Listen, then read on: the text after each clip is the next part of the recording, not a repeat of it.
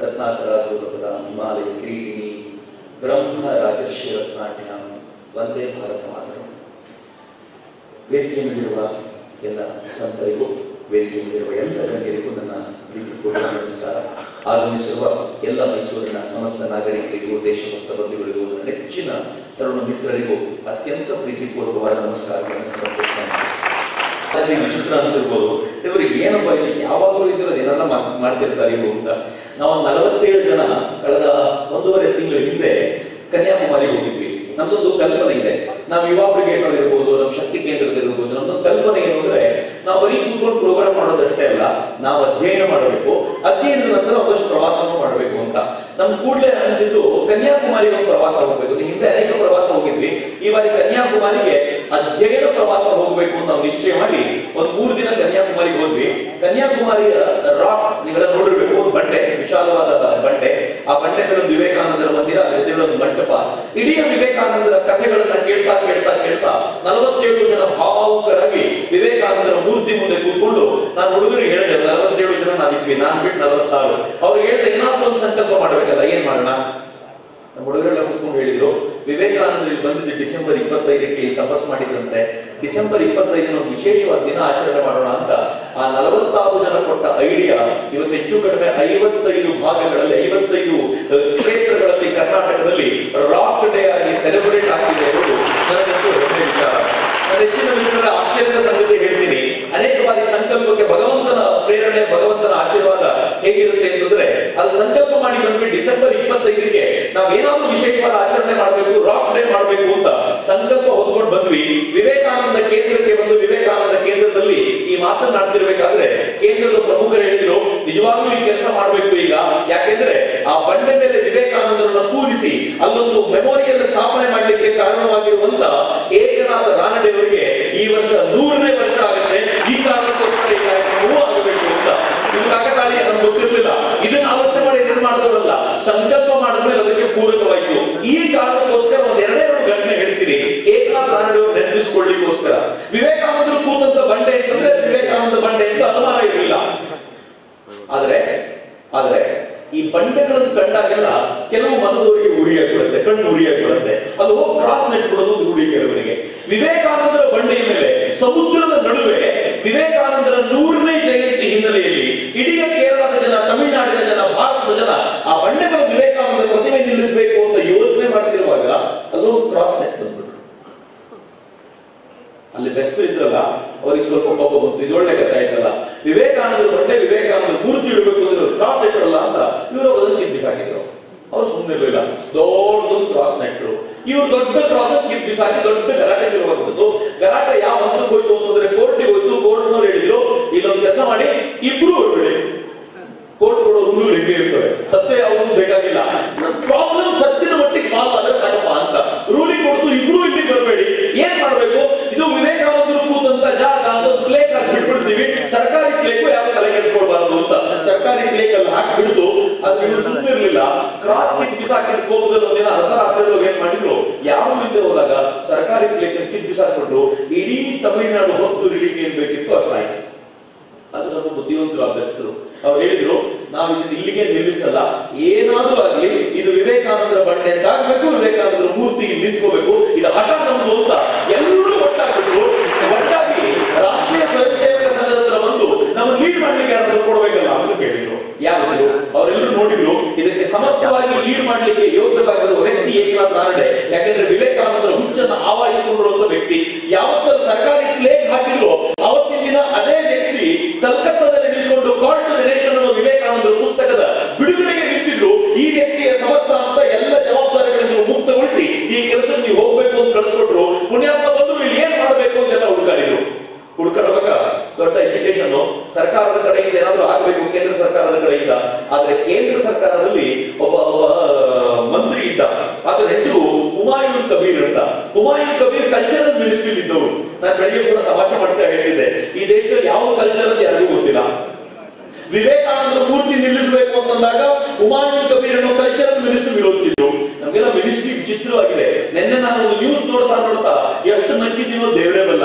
ಈ ರಾಜ್ಯದ ಸಮಾಜ ಕಲ್ಯಾಣ ಇಲಾಖೆಯ ಸಚಿವರು ಹೇಳ್ತಾರೆ, ಇವತ್ತು ಇವ್ರಿಗೆ ಕೊಟ್ಟಿದ್ದಾರೆ, ಅಟಲ್ಜಿ ಕೊಟ್ಟಿದ್ದಾರೆ, ಮದನ್ ಮೋಹನ್ ಮಾಲವೀಯ ಕೊಟ್ಟಿದ್ದಾರೆ, ಇನ್ನೊಂದು ದಿನ ಗೋಡ್ಸೆ ಕೊಟ್ಟರು ಕೊಡ್ಬೋದು ಇವರು ಭಾರತ ರತ್ನ ಅಂತ. ಏನ್ ದುರ್ದೈವರಿ, ಯಾವ ಸಮಾಜವೋ ಯಾವ ಕಲ್ಯಾಣವೋ ದೇವರೇ ಅಲ್ಲ. ಇವ್ರಿಗೆ ಯಾರು ಹೇಳ್ಕೊಟ್ರು, ಏನ್ ಮಾಡಿದ್ರು, ಏನು ಅರ್ಥ ಆಗಲ್ಲ. ಈ ದೇಶದ ಅನೇಕ ಮಂತ್ರಿಗಳು ನಿಮಗೆ ಹುಮಾಯೂನ್ ಕಬೀರ್ ಹೇಳಿದ್ರು ವಿವೇಕಾನಂದ ಮೂರ್ತಿಯಲ್ಲಿ ನಿಲ್ಲಿಸಬಾರದು ಅಂತ.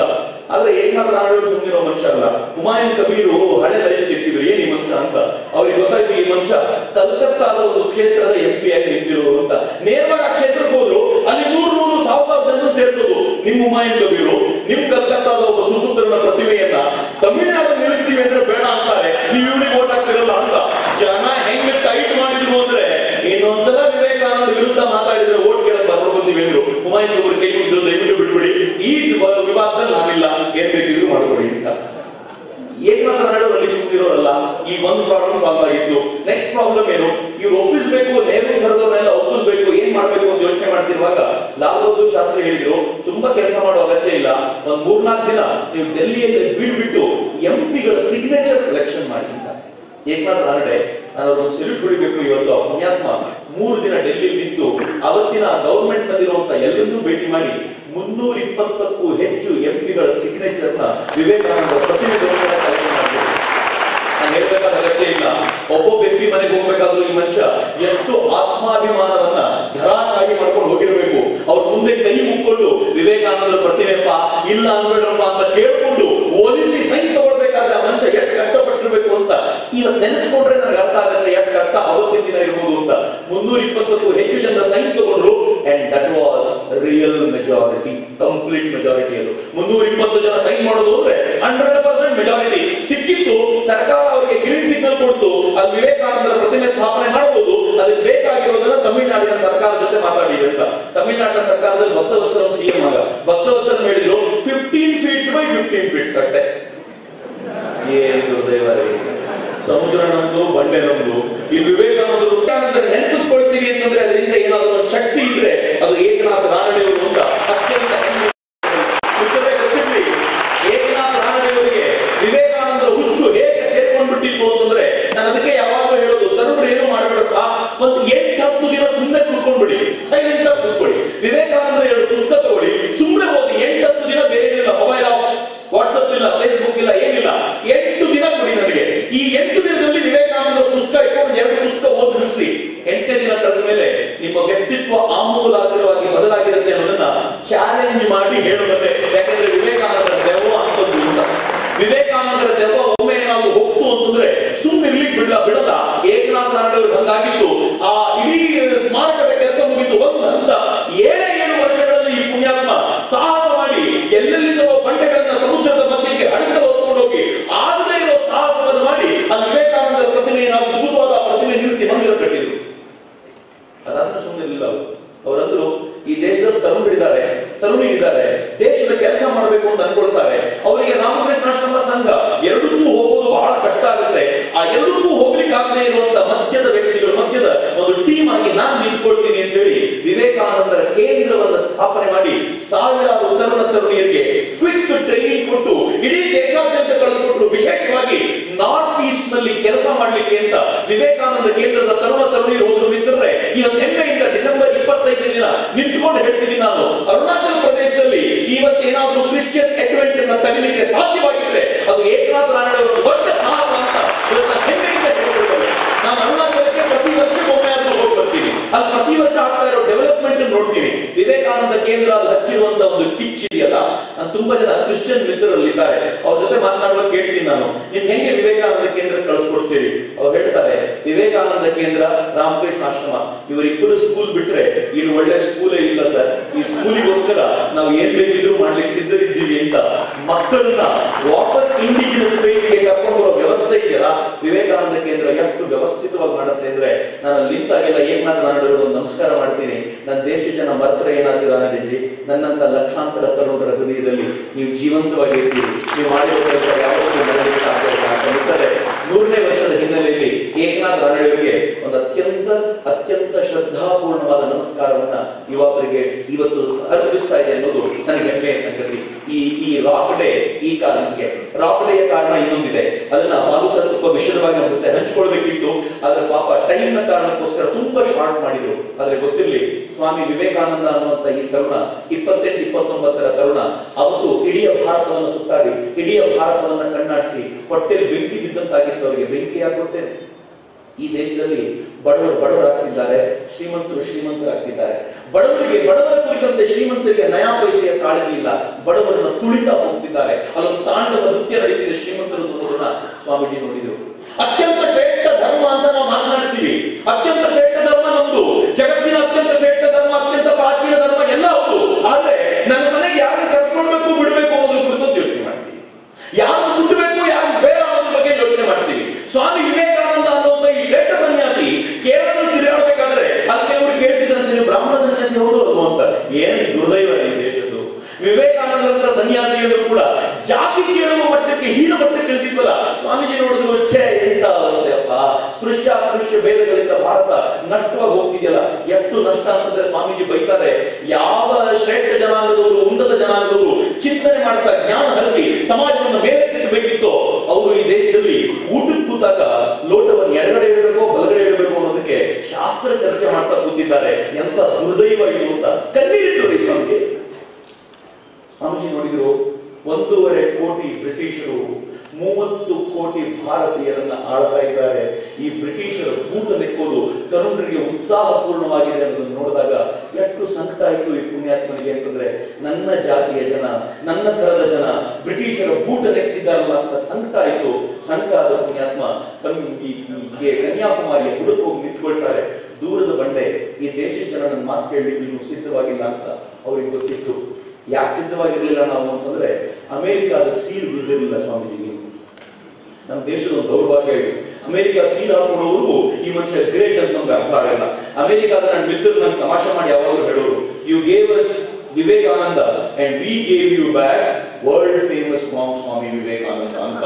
ನಾವು ವಿವೇಕಾನಂದ ಕೊಟ್ವಿ, ಅವ್ರು ವರ್ಲ್ಡ್ ಫೇಮಸ್ ಮಾಡಿ ಕಳಿಸಿದ್ರು ಅಂತ. ಇವತ್ತು ಅಷ್ಟೇ ನಮ್ದು ಇನ್ನೂ ಅಮೆರಿಕಾದ ಮೋಹ ಖಾಲಿ ಆಗಲಿಲ್ಲ. ಈ ದೇಶದ ಪ್ರಧಾನಮಂತ್ರಿ ಮ್ಯಾಡಿಸನ್ ಸ್ಕ್ವೇರ್ ಹೋಗಿ ಭಾಷಣ ಮಾಡಿದ ಮೇಲೆ ಈ ದೇಶದ ಅನೇಕ ಬುದ್ಧಿ ಅಂತ ಹೇಳ್ತಾರೆ, ಪರವಾಗಿಲ್ಲ ರೀ ಈ ಮನುಷ್ಯ ಚೆನ್ನಾಗಿ ಭಾಷಣ ಮಾಡ್ತಾನೆ, ಏನು ದುರವಸ್ಥೆಗಳು. ಆ ಮನುಷ್ಯ ಮ್ಯಾಡಿಸನ್ ಸ್ಕ್ವೇರ್ ಭಾಷಣ ಮಾಡೋವರೆಗೂ ಈ ದೇಶದ ಅನೇಕರಿಗೆ ಈಗ ಭಾಷಣ ಮಾಡ್ತಾ ಚೆನ್ನಾಗಿದೆ ಅಂತ ಅನ್ಸಲಿಲ್ಲ. ಪೊಲಿಟಿಕಲ್ ಭಾಷಣಗಳು ಅನ್ನಿಸ್ತಾ ಇದ್ವು. ನಮ್ಗೆ ಅಮೆರಿಕಾದ ಕಸ್ಸೆ ಬೀಳೋರು, ಅಮೆರಿಕಾದ ಸೀಲ್ ಬೀಳೋರು ಇವ್ರು ಗ್ರೇಟ್ ಅಂತ ಅನ್ಸದೇ ಇಲ್ಲ. ಅದೇ ಅಮೆರಿಕಾದ ಸೀಲ್ನ ವಿವೇಕಾನಂದ ಪಡ್ಕೊಳ್ಳೋಕ್ಕಿಂತ ಮುಂಚೆ ಈ ದೇಶ ಜನ ಕೇಳಲಿಕ್ಕೆ ತಯಾರಿಲ್ಲ. ಅವ್ರು ಸಣ್ಣ ಪುಟ್ಟ ಗ್ರೂಪ್ ನಲ್ಲಿ ಮಾತಾಡ್ತಿದ್ರು, 15-20 ಜನಕ್ಕೆ ಕೇಳಿದವ್ರು ಹೊಟ್ಟೆ ಉರಿತಿದ್ದು, ಸ್ವಾಮೀಜಿ ನಿಮ್ ಮಾತನ್ನು 1000 ಜನ ಕೇಳ್ಬೇಕಲ್ಲ ಅಂತ. ಆದ್ರೆ ಯಾರು ಕೇಳಲಿಕ್ಕೆ ಬರೋದು? ವಿವೇಕಾನಂದರು ಕೇಳಲಿಕ್ಕೆ ಯಾರು ಬರಲ್ಲ, ಯಾರಿಗೂ ಹೇಳಲಿಕ್ಕೆ ಆಗಲ್ಲ. ನನ್ನ ಜೇಬಿನಲ್ಲಿ ದುಡ್ಡು ತಗೊಂಡು ಬಡವರಿಗೆ ಉದ್ಧಾರ ಮಾಡಬೇಕು ಅಂದ್ರೆ ದುಡ್ಡಿಲ್ಲ. ಇರೋದು ಒಂದೇ ಮಾರ್ಗ, ಈ ಸಮುದ್ರಕ್ಕೆ ಹೋಗ್ತೀನಿ, ಅಲ್ಲಿ ಬಂಡೆ ಕಾಣ್ತಿದೆ, ಆ ಬಂಡೆ ಮೇಲೆ ಕೂತ್ಕೊಳ್ತೀನಿ, ಈ ದೇಶದ ಕುರಿತಂತೆ ಧ್ಯಾನ ಮಾಡ್ತಾ ಮಾಡ್ತಾ ನಾನು ಅಷ್ಟು ಧ್ಯಾನದ ತಪಸ್ಸನ್ನ ಈ ದೇಶಕ್ಕೆ ಧಾರೆ ಎರಿತೀನಿ. ಆ ಕಾರಣದಿಂದಾಗಲೂ ದೇಶ ಉದ್ಧಾರ ಆಗ್ಬೋದೇನೋ ಅಂತ ಅಲ್ಲಿ ಅಂತ ಅಭ್ಯಾಸ ಕೇಳ್ತಾರೆ. ಅಲ್ಲಿ ಹೋಗಿ ಬಿಡ್ತೀನಪ್ಪ, ಅವ್ನು ಕೇಳಿದ್ರೆ ದುಡ್ಡು ಕೊಡ್ತೀನಪ್ಪ. ಸ್ವಾಮೀಜಿ ಹೇಳಿದ್ರು, ಜೇಬಲ್ಲಿ ದುಡ್ಡಿಲ್ಲಪ್ಪ, ಎಲ್ಲಿಂದ ಬರಬೇಕು, ಹಂಗಿದ್ರೆ ಬಿಡಲ್ಲ ಅಂದ್ರು. ಸ್ವಾಮೀಜಿ ಕೇಳೋ ಮನುಷ್ಯ ಅಲ್ಲ. ರೇಟಾಗಿ ತೆಗೆದು ಸೊಂಟ ಕಟ್ಕೊಂಡು ಜಿಗಿದೇ ಬಿಟ್ರು, ಈಜ್ಕೊಂಡು ಬಂಡೆ ಮೇಲೆ ಕೂತ್ರು. 3 ದಿನಗಳ ಕಾಲ ಕಣ್ಣೀರಿಟ್ರು. ಆ ನೀರು ಧಾರಾಕಾರವಾಗಿ ಹರಿತಿತ್ತು, ಕಣ್ಣೀರಿಟ್ಟು. ರಾಮಕೃಷ್ಣ ಹೇಳ್ತಾರೆ ಒಂದ್ ಕಡೆ, ಭಗವಂತನಿಗೋಸ್ಕರ 3 ಹಗಲು 3 ರಾತ್ರಿ ಕಣ್ಣೀರಿಟ್ರೆ ಭಗವಂತ ದರ್ಶನ ಕೊಡ್ಲೇಬೇಕು. ಅದೇ ಕೊಡಲ್ಲ ನೋಡಿ ಬರ್ತೀನಿ. ರಾಮಕೃಷ್ಣರು ಕೊಡೋ ಚಾಲೆಂಜ್ ನಮ್ಗೆ ಕೇಳಬೇಕಾದ್ರೆ ಎಷ್ಟು ಸರ್ವಿಸ್ ಅಲ್ಲ ಅಂತ ಅನ್ಸುತ್ತೆ. ಆದ್ರೆ ಮನೆಗೆ ಹೋಗ್ಬಿಟ್ಟು ಒಂದು 20 ನಿಮಿಷ ಅಡಿ ದೇವರು ಬೇಕು ಅಂತ ಇದಕ್ಕಿದ್ದಂತೆ ವಾಟ್ಸ್ಆಪ್ ಬೀಪ್ ಆಗುತ್ತೆ, ಇದಕ್ಕಿದ್ದಂತೆ ಫೇಸ್ಬುಕ್ ಮೆಸೇಜರ್ ಬರುತ್ತವೆ. ನಮ್ಗೆ ಹೆಂಗ್ ಆಗ್ಬಿಡ್ತವೆ ಅಂದ್ರೆ, ಭಗವಂತ ನಾಳೆ ಇರ್ಲಿ, ಸದ್ಯಕ್ಕೆ ಇಷ್ಟಿರ್ಲಿ ಅಂತ ರಾಮಕೃಷ್ಣರು ಹೇಳ್ತಾರೆ. ಈ ದೇಶದ ಜನ ಹೆಂಗ್ ಆಗ್ಬಿಟ್ಟಿದ್ದಾರೆ ಅಂತಂದ್ರೆ, ಹೆಂಡತಿಗೋಸ್ಕರ ಮಕ್ಕಳಿಗೋಸ್ಕರ ಸಿಗದ ಕೆಲಸಕ್ಕೋಸ್ಕರ ಕಣ್ಣೀರಿಡುವರು, ಭಗವಂತನಿಗೋಸ್ಕರ ಕಣ್ಣೀರಿಡುವರು ಯಾರಪ್ಪ ಅಂತ. ನನ್ನ ಫೇವರಿಟ್ ಹೀರೋ, ನನ್ನನ್ನು ಮುನ್ನಡೆಸ್ತಾ ಇರೋ ಆ ಚಾಲಕ ಶಕ್ತಿ ವಿವೇಕಾನಂದರು ಅವತ್ತು ಆ ಬಂಡೆ ಮೇಲೆ ಕೂತ್ಕೊಂಡು ಕಣ್ಣೀರಿಡ್ತಾರೆ. ಈ ದೇಶದ ಇಡೀ ಇತಿಹಾಸವನ್ನ, ಈ ದೇಶದ ಪರಿಸ್ಥಿತಿಗಳನ್ನು ನೆನೆದು ಕಣ್ಣೀರಿಟ್ಟು ನನ್ನ ಭಾರತ ಯಾಕೆ ಹಿಂಗಾಗುತ್ತು? ಒಂದ್ ಕಾಲದಲ್ಲಿ ಜಗತ್ತಿನ ಆಳ್ತಿದ್ದ ಭಾರತ ಇವತ್ತು ಜಗತ್ತಿನಿಂದ ಆಳಿಸಿಕೊಳ್ಳಲ್ಪಡ್ತಿದ್ಯಲ್ಲ, ಯಾಕೆ ಹಿಂಗಾಯ್ತು ಅಂತ ದೀರ್ಘ ಕಣ್ಣೀರಿಟ್ಟ ಪರಿಣಾಮ ಬಹುಶಃ 3ನೇ ದಿನದ ಕೊನೆಯ ವೇಳೆಗೆ ಭಾರತ ಮಾತೆ ದರ್ಶನ ಆಗಿರ್ಬೋದು ಅವರಿಗೆ. ಹೇಗಾಗಿತ್ತು ಅಂತ ನರೇಂದ್ರ ಕೊಹ್ಲಿ ಬರೀತಾರೆ, ಪ್ರಬಂಧಕಾರ, ಹಿಂದಿ ಪ್ರಬಂಧಕಾರ, ತೋಡೋಕಾರ ತೋಡೋ ಅಂತ ವಿವೇಕಾನಂದ ಕುರಿತಂತೆ 7 ವಾಲ್ಯೂಮ್ಗಳಲ್ಲಿ ಅತ್ಯದ್ಭುತವಾದ ಹಿಂದಿ ಪುಸ್ತಕ ಬರೆದಿರುವಂತ ನರೇಂದ್ರ ಕೊಹ್ಲಿ ಹೇಳ್ತಾರೆ, ವಿವೇಕಾನಂದ ದರ್ಶನ, ವಿವೇಕಾನಂದರಿಗೆ ಭಾರತ ಮಾತೆ ದರ್ಶನ ಆಯ್ತಂತೆ. ಹೆಂಗಾಗಿ ಅಂತ ಗೊತ್ತೇನು? ಹಿಮಾಲಯ ಅವಳ ಕೇಶರಾಶಿ, ಕಾಶ್ಮೀರ ಅವಳ ಮುಕುಟ, ಗಂಗೆ ಯಮುನೆಯರು ಅವಳ ಕಂಠಿಹಾರ, ವಿಂಧ್ಯ ಅವಳ ಸೊಂಟ, ಕಾಲ್ಗಳೇ ಕನ್ಯಾಕುಮಾರಿ, 3 ಸಾಗರಗಳು ಅವಳ ಕಾಲ್ಗಳ ಪಾದ ಸ್ಪರ್ಶಕ್ಕೆ ಹಾಕುತ್ತಾ ಇವೆ. ನಾನು ಅವಳ ಕನ್ನ, ಅವಳ ಪಾದಯುಗ್ಮಗಳಲ್ಲಿ ಕೂತ್ಕೊಂಡು ಅರ್ಚನೆ ಮಾಡ್ತಿದ್ದೀನಿ ಅಂತ ಅನ್ನಿಸ್ತಂತೆ. ಏನು ದೃಶ್ಯ ಇದು, ಅದ್ಭುತವಾದ ದೃಶ್ಯ ಇದು. ಇಮ್ಯಾಜಿನ್ ಮಾಡ್ಕೊಳ್ಳಿ, ನಾನು ಕೂತ್ಕೊಂಡಾಗ ಎಷ್ಟು ಅದ್ಭುತ ಅಂತ ಅನ್ನಿಸ್ತಿತ್ತು ಅಂತಂದ್ರೆ, ಅವ್ರ ಕಾಲುಗಳನ್ನು ಕೂತಿರ್ಬೇಕಾದ್ರೆ ಹೆಂಗಿದೆ ಅಂತಂದ್ರೆ ಭಾರತದಿಂದ ಹೊರಗಿದ್ದಾರೆ, ಮಂಡೆ ಹೊರಗಿತ್ತು. ನೀವು ಪೂಜೆ ಮಾಡ್ಬೇಕು ಅಂದ್ರೆ ಹೊರಗಿದ್ದೇ ಪೂಜೆ ಮಾಡ್ಬೇಕು. ಎಷ್ಟು ಚೆನ್ನಾಗಿ ಹೊರಗೆ ಅರ್ಚನೆ ಮಾಡ್ತಿದ್ದಾನೆ, ಏನ್ ದೃಶ್ಯ ಇರ್ಬೋದು. ಅವ್ರಿಗೆ ಅನ್ನಿಸ್ತು ನನ್ನಿಂದ ಏನೋ ಆಗ್ಬೇಕಾಗಿದೆ. ರಾಮಕೃಷ್ಣನ ದರ್ಶನ ಆಯ್ತು. ಪಶ್ಚಿಮದ ಕಡೆ ಹೋಗ್ತಾರೆ ರಾಮಕೃಷ್ಣರು ವಿವೇಕಾನಂದರ ಕೈ ಬೀಸಿ ಕರೆದ್ರು. ವಿವೇಕಾನಂದ ಗೊತ್ತಾಯ್ತು, ಈ ದೇಶ ಜಗತ್ತಿನ ಅತ್ಯಂತ ಶ್ರೇಷ್ಠ ರಾಷ್ಟ್ರಗಳನ್ನೊಂದು, ಇಲ್ಲಿರುವಂತ ಅತ್ಯಂತ ಶ್ರೇಷ್ಠ ಸಂಗತಿಯನ್ನ, ಇಲ್ಲಿನ ಧರ್ಮವನ್ನ, ಇಲ್ಲಿನ ಸಂಸ್ಕೃತಿಯನ್ನ, ಜಗತ್ತು ಬೆಳಗುವಂತ ಈ ಚಿಂತನೆಗಳನ್ನ ಜಗತ್ತಿಗೆ ಕೊಡಬೇಕು. ಅಲ್ಲಿನ ಸಂಪತ್ತನ್ನ ನನ್ನ ದೇಶಕ್ಕೆ ಎಳಕೊಂಡು ತರಬೇಕು ಅಂತ ನಿಶ್ಚಯ ಮಾಡಿ ಸ್ವಾಮಿ ವಿವೇಕಾನಂದರು ಅಮೆರಿಕಕ್ಕೆ ಹೋಗಿ ನಿಂತರು. ಆನಂತರದ್ದು ಇತಿಹಾಸ.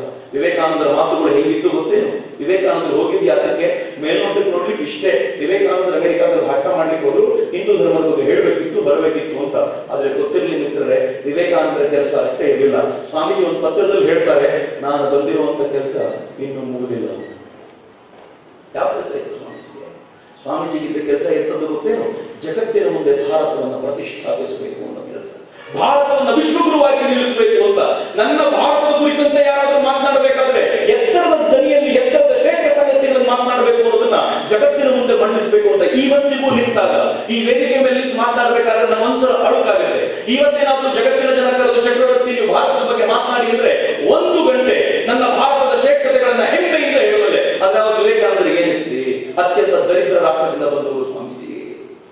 ಬ್ರಿಟಿಷರು ಆಳ್ತಾ ಇದ್ದ ನಾಡನ್ನ, ದಾಸ್ಯದ ನಾಡಿನಿಂದ ಬಂದವರು ಸ್ವಾಮೀಜಿ. ಆದ್ರೆ ಅವತ್ತು ನಿಂತ್ಕೊಂಡು ಸ್ವಾಮೀಜಿ ಹೇಳ್ತಾರೆ, ನೀವು ನನ್ನ ರಾಷ್ಟ್ರಕ್ಕೆ ನತಮಸ್ತಕರಾಗಿರಬೇಕು. ಯಾಕೆಂದ್ರೆ ನಿಮ್ಮ ರಾಷ್ಟ್ರದಿಂದ ನಿಮ್ಮ ಜನರನ್ನು ನೀವು ಓಡಿಸಿದಾಗ ಅವರಿಗೂ ಆಶ್ರಯ ಕೊಟ್ಟಂತ ಶ್ರೇಷ್ಠ ನಾಡು ನನ್ನ ಭಾರತ. ಈ ಹೆಮ್ಮೆಯ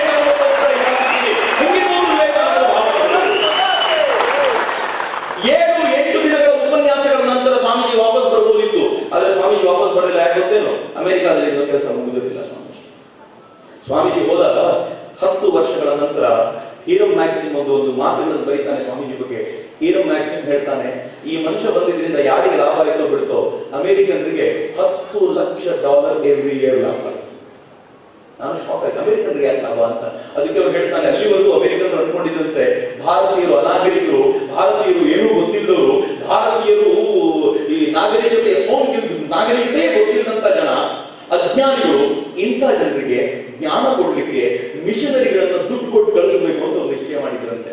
ಆದ್ರೆ ವಿವೇಕಾನಂದ ನೋಡಿದ ಮೇಲೆ ಅನ್ನಿಸ್ತಂತೆ, ನಾವು ಭಾರತಕ್ಕೆ ಕಳಿಸಬಾರ್ದು, ಭಾರತದಿಂದ ಇಂಥ ಬುದ್ಧಿವಂತರನ್ನ ಕರೆಸ್ಕೊಂಡು ನಾವು ಜ್ಞಾನ ಪಡ್ಕೊಳ್ಬೇಕು ಅಂತ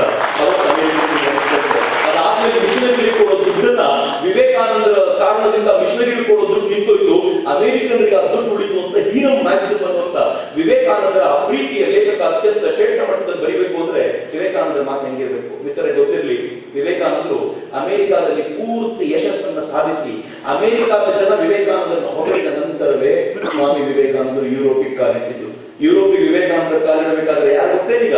ದಾಸ್ಯದ ನಾಡಿನಿಂದ ಬಂದಿರುವಂತ ಸಂತ ಅಲ್ಲ, ಅಮೆರಿಕಾದಲ್ಲಿ ಜಯಭೇರಿ ಬಾರಿಸಿ ಬಂದಿರುವಂತ ವಾರಿಯರ್ ಮಾಂಕ್, ಒಬ್ಬ ಸೈನಿಕ ಸನ್ಯಾಸಿ. ಈಗ ವಿವೇಕಾನಂದರು ಯುರೋಪಿನಲ್ಲಿ ಕಾಲಿಟ್ಟಿದ್ದಾರೆ. ಯುರೋಪಿನ ಜನ ವಿವೇಕಾನಂದರಿಗೆ ಕೊಟ್ಟದ್ದು ಗೌರವ ಹೇಗಿತ್ತು ಅನ್ನೋದನ್ನ ನೀವು ಇಮ್ಯಾಜಿನ್ ಮಾಡ್ಲಿಕ್ಕೆ ಸಾಧ್ಯ ಇಲ್ಲ. ಒಬ್ಬ ಲೇಖಕ ಬರೀತಾನೆ, ವಿವೇಕಾನಂದರ ಭಾಷಣ ಯುರೋಪ್ನಲ್ಲಿ ಕೇಳಲಿಕ್ಕೆ, ವಿವೇಕಾನಂದರ ಭಾಷಣಗಳನ್ನು ಕೇಳಲಿಕ್ಕೆ ರಾಣಿಯ ಮನೆಯವರು, ಯಾವ ರಾಣಿ ಭಾರತವನ್ನು ಆಳ್ತಾ ಇದ್ದೋ ಆ ರಾಣಿಯ ಮನೆಯವರು ಮಾವು ದೇಶದಲ್ಲಿ ವಿವೇಕಾನಂದರ ಭಾಷಣ ಕೇಳಲಿಕ್ಕೆ ಕೂತ್ಕೊಳ್ತಿದ್ರು. ಯಾಕೆ ಗೊತ್ತಾ? ವಿವೇಕಾನಂದರ ಭಾಷಣ ಕೇಳಲಿಲ್ಲ ಅಂದ್ರೆ ಜನ ಕೇಳ್ತಿದ್ರು, ಭಾಷಣ ಕೇಳಿಲ್ವಾ, ಇನ್ನ ಕೇಳಿ ಬರಲೇಬೇಕು. ಆದ್ರೆ ಒರಿಜಿನಲ್ ವೇಷದಲ್ಲಿ ಬಂದ್ಬಿಟ್ರೆ, ಅಯ್ಯೋ ನೀವು ಆಳ್ತಾ ಇರೋ ನಾಟಿನಿಂದ ಬಂದಿರೋ ಭಾಷಣ ಕೇಳಲಿಕ್ಕೆ ಬಂದ್ಬಿಟ್ಟಿದ್ದೀರಾ ಅಂತಾನು ಕೇಳ್ತಾರೆ. ಹೀಗಾಗಿ ಭಾಷಣ ಕೇಳಬೇಕು, ಅದು ಮಾರು ವೇಷದಲ್ಲಿ ಬರಬೇಕು ಅಂತ. ಇದು ಸ್ವಾಮಿ ವಿವೇಕಾನಂದರು ಮಾಡಿದ ಮ್ಯಾಜಿಕ್. ಇಡೀ ಯುರೋಪ್ ತತ್ತರಿಸಿ ಹೋಗಿತ್ತು ವಿವೇಕಾನಂದರ ಆ ಪ್ರಭೆಗೆ. ಹೀಗಾಗಿ ವಿವೇಕಾನಂದರು ವಾಪಸ್ ಬರಬೇಕಾದ್ರೆ ಅವರಿಂದ ಒಂದು ಗೂಢಚಾರ ರಿಪೋರ್ಟ್ ಇತ್ತು, ಈ ಮನುಷ್ಯ ಬಹಳ ಡೇಂಜರ್ ಇದ್ದಾನೆ, ಈ ಮನುಷ್ಯ ಭಾರತಕ್ಕೆ ಸ್ವಾತಂತ್ರ್ಯ ಕೊಡಿಸ್ತಾನೆ, ಹುಷಾರಾಗಿರಿ ಅಂತ. ಇವತ್ತು ನಾವು ಯಾವ ಮನುಷ್ಯನಿಂದ ರ್ಯಾಲಿ ಮಾಡ್ತಿದ್ದೀವಲ್ಲ, ಯಾವ ಮನುಷ್ಯನಿಂದ ಸುತ್ತುತ್ತಿದ್ದೀವಲ್ಲ, ಇದೀವಲ್ಲ, ನೋಡ್ಲಿಕ್ಕೆ ಏನ್ ಕಾಣ್ತಾನೋ ಅದೆಲ್ಲ ಮನುಷ್ಯ ಅಂತ. ಅವ್ರನ್ನ ವಾರಿಯರ್ ಮಾಂಕ್ ಅಂತ ಕರೀತಾರೆ. ಸ್ವಾಮೀಜಿ ಮಾತಾಡ್ತಾ ಹೇಳ್ತಿದ್ರು, ಯಾರೋ ಒಬ್ಬ ಸೈನಿಕ ಆದ್ರೆ ಒಂದು ಮನೆಯಿಂದ ಹಿಂದಿನ 7 ಜನ್ಮ ಮುಂದಿನ 7 ಜನ್ಮಗಳು ಮುಕ್ತಿ ಆಗ್ತವೆ. ಸನ್ಯಾಸಿ ಆದ್ರೆ ಹಿಂದಿನ 7 ಜನ್ಮ ಮುಂದಿನ 7 ಜನ್ಮ ಮುಕ್ತಿ ಆಗ್ತವೆ. ಆದ್ರೆ ವಿವೇಕಾನಂದರು ಸೈನಿಕ ಸನ್ಯಾಸಿಯಾಗಿ ಎಷ್ಟು ಜನ್ಮಗಳು ಮುಕ್ತಿಯಾಗಿರಬೇಕು, ಹಿಂದಿನ ಯೋಚನೆ ಮಾಡಿ.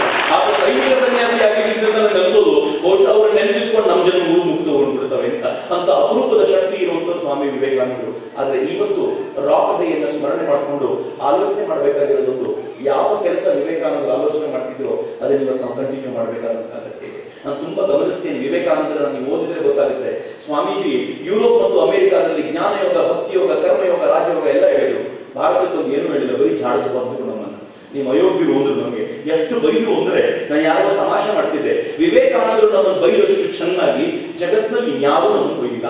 ಆದ್ರೆ ವಿವೇಕಾನಂದರಿಗೆ ಎಷ್ಟು ಇಷ್ಟ ಆಗ್ತಾರೆ. ವಿವೇಕಾನಂದರು ಏನಂದ್ರು ಗೊತ್ತಾ, ವಿವೇಕಾನಂದರು ಧರ್ಮದ ಬಗ್ಗೆ ಮಾತನಾಡ್ತಾ ಹೇಳಿದ್ರು, ಕೆಲವು ಸಾವಿರ ಡೋಂಗಿ ಸನ್ಯಾಸಿಗಳು, ಸ್ವಾಮೀಜಿ ಹೇಳಿದ ಮಾತು, ಕೆಲವು ಸಾವಿರ ಡೋಂಗಿ ಸನ್ಯಾಸಿಗಳು, ಕೆಲವು ಲಕ್ಷ ಸಮಾಜ ಸೇವಕರ ಸೋಗಿನಲ್ಲಿರುವಂತವರು ಇವರು ಈ ದೇಶವನ್ನು ಹಾಳು ಮಾಡಿ ತಿಂದಾಕ್ಬಿಟ್ಟಿದ್ದಾರೆ, ಅವರೆಲ್ಲ ಮೊದಲು ಸರಿಯಾಗಬೇಕು ಅಂತಂದ್ರು. ಎಷ್ಟು ಚೆನ್ನಾಗಿದೆ ಮಾತು. ವಿವೇಕಾನಂದರು ಹೇಳಿದಾಗ ಒಪ್ಕೊಳ್ತೀವಿ. ಯಾರು ಗೊತ್ತೇನು, ವಿವೇಕಾನಂದರ ಕನಸಿದ್ದು ಕನ್ಸ್ಟ್ರಕ್ಷನ್ ಆಗಬೇಕು ಅಂತ, ಸನ್ಯಾಸಿಗಳು ಸರಿ ಹೋಗ್ಬೇಕು, ಸಮಾಜ ಸುಧಾರಕರನ್ನ ಹೆಸರಲ್ಲಿ ಒಳ್ಳೆ ಕೆಲಸ ಮಾಡಬೇಕು ಅಂತ.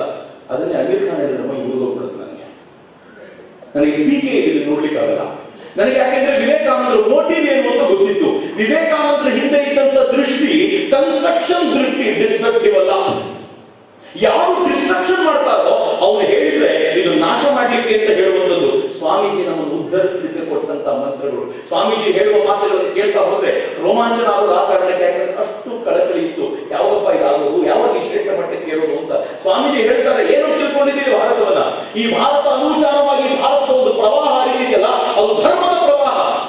ಈ ಧರ್ಮದ ಪ್ರಭಾವವನ್ನ ನೀವು ಪಾಲಿಟಿಕ್ಸ್ ಅಂತ ಚೇಂಜ್ ಮಾಡ್ಲಿಕ್ಕೆ ಹೋದ್ರೆ, ಈ ಧರ್ಮದ ಪ್ರಭಾವವನ್ನ ನೀವು ಸಾಮಾಜಿಕ ಚಳುವಳಿ ಅಂತ ಚೇಂಜ್ ಮಾಡ್ಲಿಕ್ಕೆ ಹೋದ್ರೆ, ಹರಿತಾ ಇದ್ದ 10,000 ವರ್ಷಗಳಿಂದ ಹರಿದಿರುವ ಪ್ರಭಾವವನ್ನ ವಾಪಸ್ ಮೂಲಕ್ಕೆ ಸೇರಿಸಬೇಕು ಅಂತ ಅರ್ಥ. ಅದು ಸಾಧ್ಯವೇ ಇಲ್ಲ. ಇರೋದು ಒಂದೇ ಒಂದು ಮಾರ್ಗ, ಭಾರತವನ್ನ ಧರ್ಮದ ಆಧಾರದಲ್ಲಿ ಮತ್ತೆ ಕಟ್ಟುವುದು ಮಾತ್ರ ಅಂತ ಸ್ವಾಮಿ ವಿವೇಕಾನಂದರು ಕನಸು ಕಟ್ಟಿಕೊಡ್ತಾರಲ್ಲ, ಎಂತ ಅದ್ಭುತವಾದ ಕನಸು ಇರುವುದು. ನನ್ನ ಹೆಚ್ಚಿನ ಮಿತ್ರರೇ, ಈ ಕನಸಿನ ಸಾಕಾರಕ್ಕೆ ಇದೊಂದು ಅಪರೂಪದ ಸಮಯ. ರಾಕ್ ಡೇ ಆಚರಿಸ್ತಾ ಇರೋದಕ್ಕೆ. ರಾಕ್ ಡೇ ನಮ್ಮ ಪಾಲಿಗೆ ಯಾವುದೋ ಒಂದು ಡೇ ತರ ಅಲ್ಲ. ಈ ದೇಶದಲ್ಲಿ ಅನೇಕ ಡೇಗಳನ್ನು ಆಚರಿಸ್ತೀವಿ. ಅನೇಕ ಡೇಗಳು ಹೆಂಗಿವೆ ಅಂತಂದ್ರೆ, ಅದು ಕಮರ್ಷಿಯಲ್ ಡೇಗಳು. ಫಾದರ್ಸ್ ಡೇ ಬರ್ತವೆ, ಮದರ್ಸ್ ಡೇ ಬರ್ತವೆ, ಬ್ಯಾಂಡ್ಗಳನ್ನು ಕಟ್ಕೊಳ್ಳುವಂತ ಅನೇಕ ಡೇಗಳು ಬರ್ತವೆ.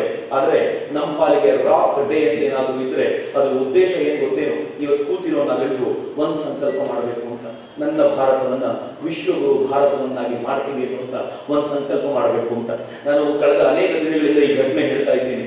ಭಾರತದ ಆ ಸ್ಥಿತಿಗತಿ ಹತ್ತಿರ ಬರ್ತಿದೆ. ಇವತ್ತು ಈ ದೇಶದ ಲೀಡರ್ ಹೇಗಿದ್ದಾನೆ ಅಂತಂದ್ರೆ, 68 ವರ್ಷಗಳಿಂದ ಇಲ್ಲದೆ ಇರುವಂತ ಒಬ್ಬ ಲೀಡರ್ ಈಗ ಒಂದು ಭಾರತ ಸಿಕ್ಕಿದ್ದಾರೆ. ಹೇಳಬೇಕಾದ್ರೆ ನಾನು ಯಾವುದೇ ಪಾರ್ಟಿಗೆ ಸೇರೋದಲ್ಲ, ಪಾಯಿಂಟ್ 1. ಎರಡನೇದು, ನಾನು ಯಾವುದೇ ಪಾರ್ಟಿಗೆ ಸೇರಿದವನಲ್ಲ, ಪಾಯಿಂಟ್ 1.